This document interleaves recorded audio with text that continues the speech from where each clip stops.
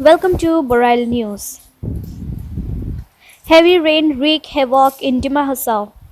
The incessant rain since past few days has badly affected life in Dima Hasao. Due to landslip in between Maibang and Kalachand railway station, the passengers train coming from Agartala was halted at Maibang railway station, while several roads connecting interior parts of the district had also been damaged by rain. National Highway Road has been blocked in between Kalachand and Langting due to landslip.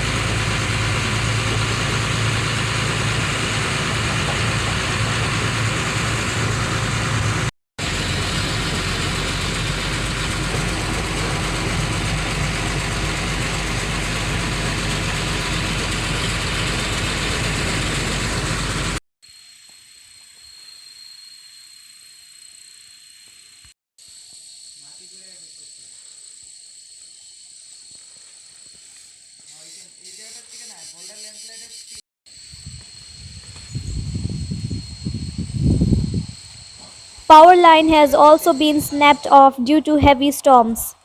Reports of flood, landslides, damaged roads and residential areas have been received from various corners of the district. This has heavily affected traffic movement in the area.